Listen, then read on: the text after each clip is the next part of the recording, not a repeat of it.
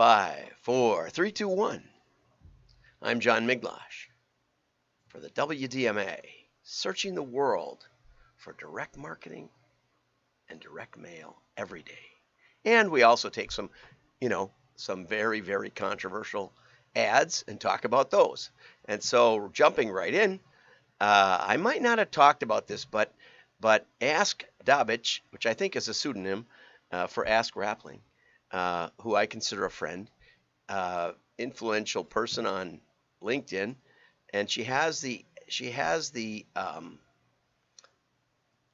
amazing website called adland.tv that has all the Super Bowl ads from ever and has one of the best collections of global award-winning ads in the world. And so every day I check her site, and today she had an ad up that I had run across, but I wasn't sure I should talk about. And it's an ad by Congressman Jerome Davison in Arizona. And he's running for Congress, and he tweeted out the ad with the comments, "Make rifles great again." Right there. Let's underline that. Can you see that? And as of the writing, which was today, it had 13,000 likes, which is, I think, a lot of likes. Sounds like if you take all of everything I've ever tweeted, I don't have 15,000 likes added together. Okay, so I'm going to just show you the film because it reads it, but I wanted to start out in a more low-key manner because it is rather dramatic and maybe controversial. Way controversial. Okay, and then we'll talk about it a little bit. Okay, so here we go.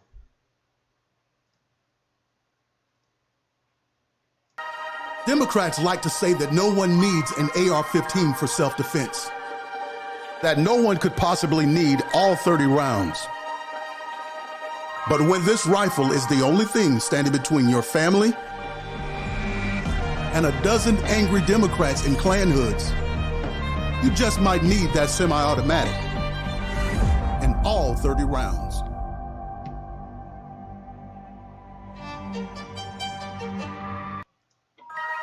Okay, so anyway, that'll wake you up in the morning, right? Having your coffee, and there's a lot of things going on in that ad.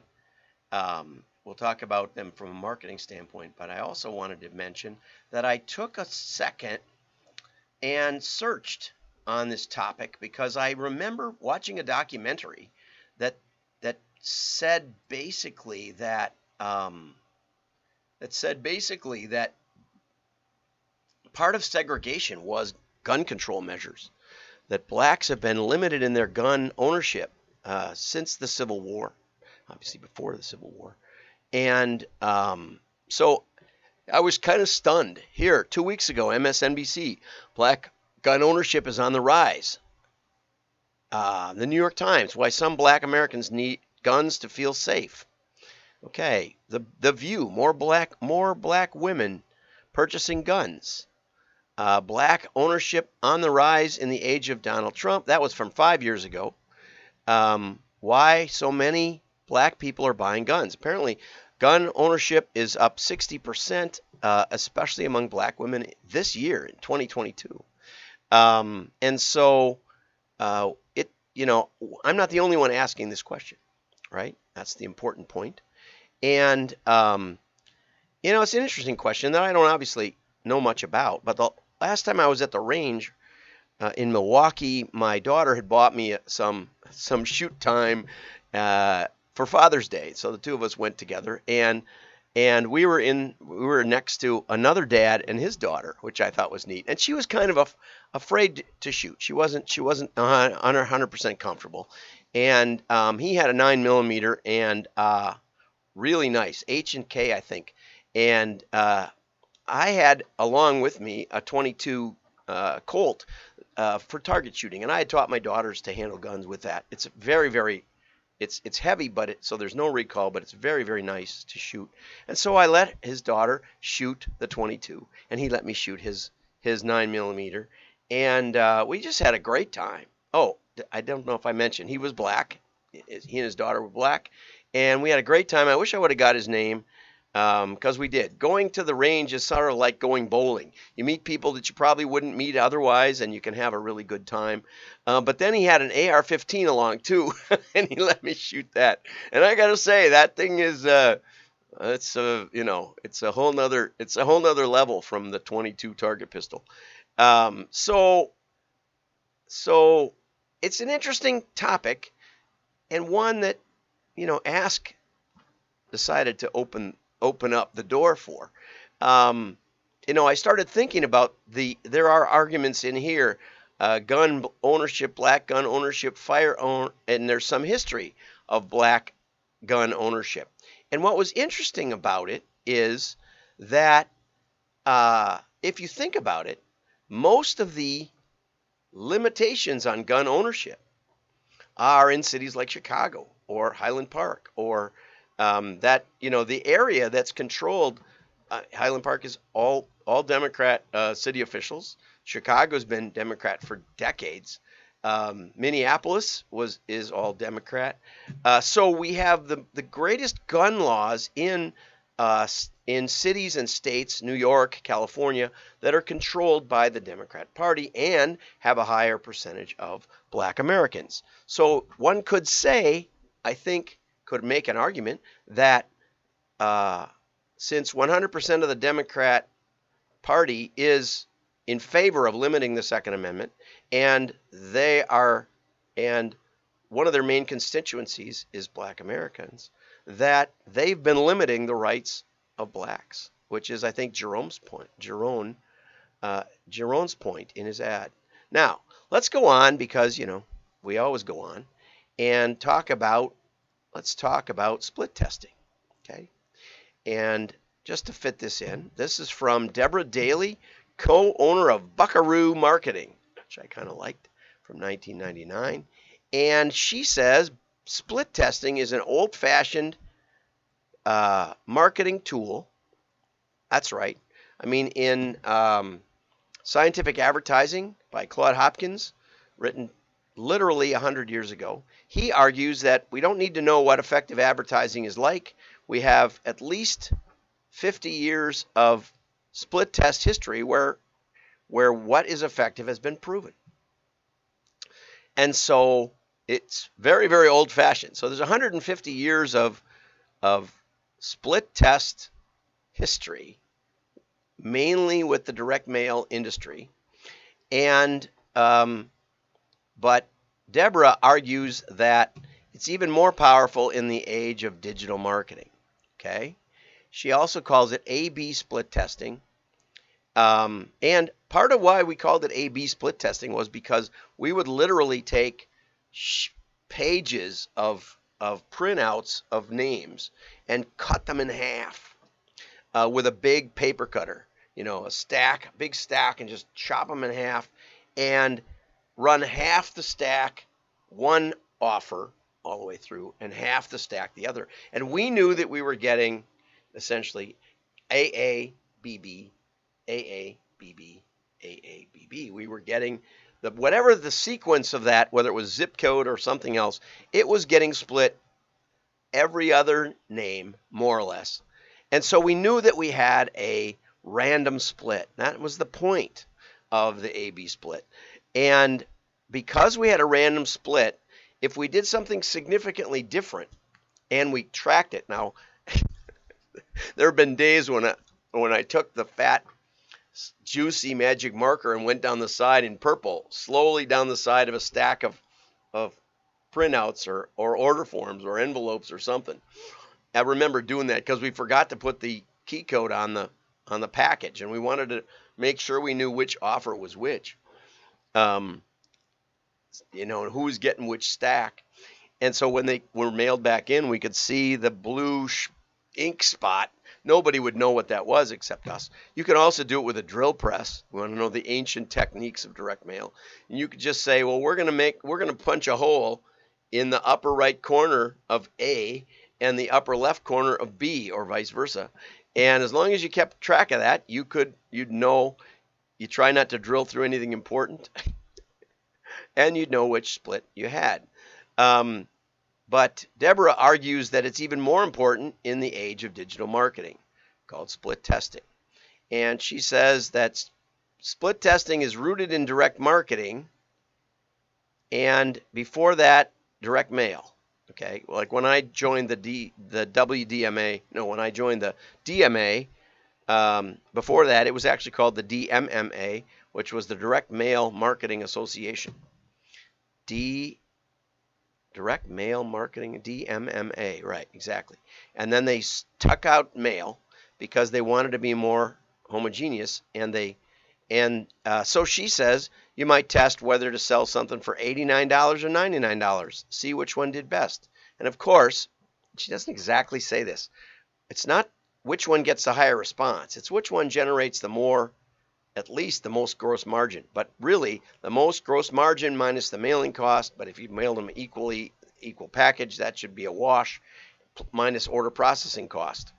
And so you take out the cost of goods, et cetera, et cetera, et cetera, and you look at which one generated the most margin.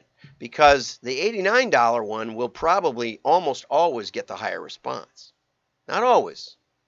It's funny that way. Sometimes you raise the price and you'll get a better response because people will think it's more valuable. And there's lots of case studies about that.